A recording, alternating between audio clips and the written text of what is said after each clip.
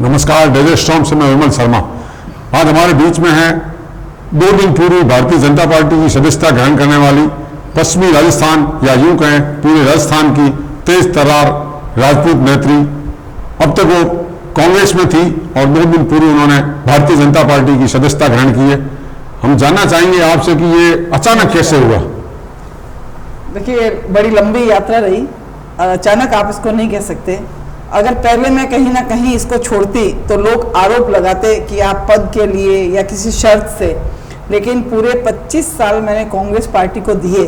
लेकिन पिछले 5 सालों में हमारे जो वरिष्ठ बैठे हुए हैं, पदाधिकारी हैं, प्रदेश का नेतृत्व कर रही हैं, उन्होंने पिछले 5 सालों में कभी भी ये ज़रूरत महसूस नहीं की कि हम कार्यकर्ताओं को मिलें, उनसे पूछें वहाँ की क्या ज़रूरत है, हमें बजट में क्या चाहिए, हमें युवाओं के लिए, महिलाओं के लिए, रोजगार के लिए, माइनिंग सेक्टर में, हम टूरिज्म सिटी में बैठे हुए हैं। मतलब उन्हें कभी कुछ महसूस नहीं हुआ। सिर्फ कुर्सी के खेल में वो इतने उलझ गए थे या इतना उनको कुर्सी का खेल प्रिय हो गया था कि सिर्फ कुर्सी कुर्सी ही दिख रही थी और सरकार रिसोर्ट में, होटलों में बंद थी। तो इन सब पीड़ाओं को लेकर के मन बड़ा उद्वेलित था। आखिर जब माहौल आया तो महसूस किया कि प्रदेश के अभी यशस्वी मुख्यमंत्री, देश के हमारे माननीय नरेंद्र जी मोदी साहब के द्वारा जो देश हित में, राष्ट्र के मान और सम्मान के लिए अंतर्राष्ट्रीय पटल पर हिंदुस्तान की जो साख, जो गरिमा बनी है, उससे प्रेरित होकर के, उनकी योजनाओं से प्रेरित होकर के मैंने ये निर्णय लिया और भाजपा परिवार को ज्वाइन किया। आपको ये नहीं लगता कि भारतीय जनता पार्टी, आप चूंकि पिछले लंबे समय से कांग्रेस से जुड़ी है और आपने कई चुनाव भी लड़े हैं और पूरे तौर से चाहे संगठन हो चाहे चुनाव की प्रणाली हो आपने किया है, मगर दोनों की विचारधारा एकदम विपरीत है। एक राष्ट्रवाद के मुद्दे पर राजनीति करती है और एक की विचारधारा सेकुलर है। तो आप उस विचारधारा से इस विचारधारा में अपने आप को कैसे डाल पाएंगी?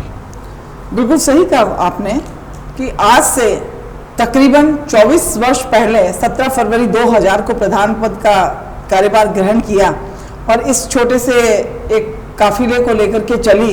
कहीं कोई ऐसी दिमाग में इन ऊंचाइयों पर जाने की कोई सोच नहीं थी, कोई सपना नहीं था, लेकिन मन में सिर्फ ये था कि जहां आए हैं ईमानदारी से और जिम्मेदारी से, संवेदनशीलता के साथ लोगों के लिए काम करेंगे। काम करते रहे, कारवां कब इतना बड़ा हो गया, कब इतना विशाल परिवार हो गया, लोग कैसे जुड़े, मेरे सपने और सोच से बाहर है।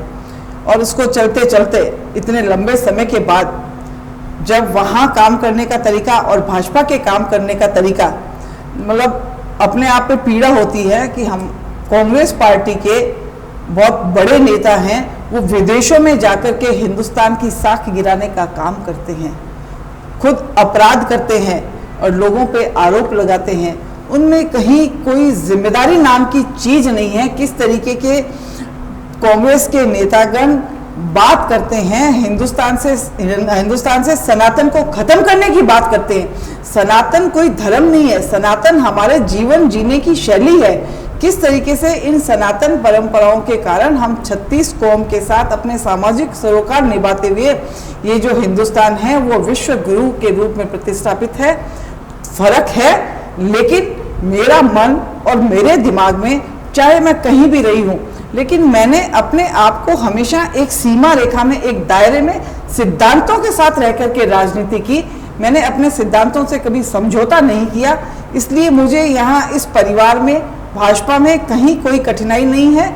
मेरे मन मुताबिक जो मेरी सोच थी, जो मेरा सपना था राष्ट्र और देश के लिए, वो मुझे यहाँ पूरा करने में मदद मिलेगी।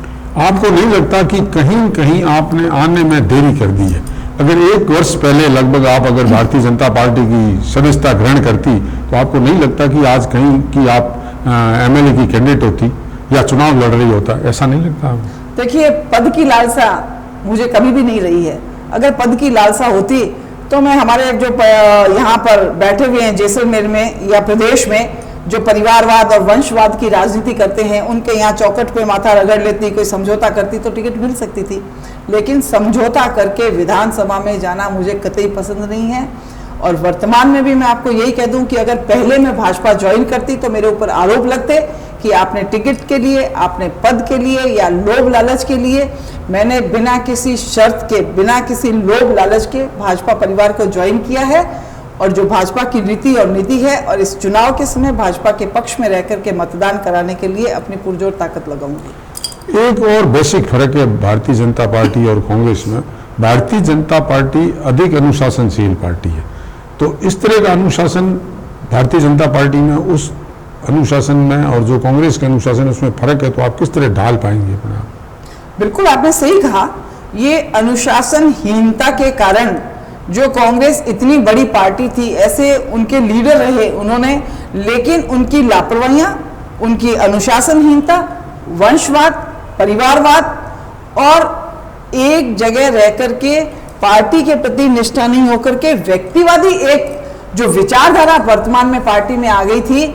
आपने देखा पिछले साल एक घटनाक्रम सितंबर माह में हुआ, वहां सरकार के मंत्रियों ने आला कमान तक को चेतावनी दे डाली और आला कमान का जो मैसेज लेकर के आए थे उनको दुत्कार करके दिल्ली वापस भगा दिया। इस तरीके की जहां पार्टी में कठिनाइयां आती है, ऐसे वहां पर दृश्य जो होते हैं, तो मैंने ऐसे दृश्य की कतई कल्पना नहीं की थी और पार्टी के अनुशासन और उनकी एक लाइन में काम करने की जो तरीका है उसी से प्रेरित होकर के मैंने इसको ज्वाइन किया है।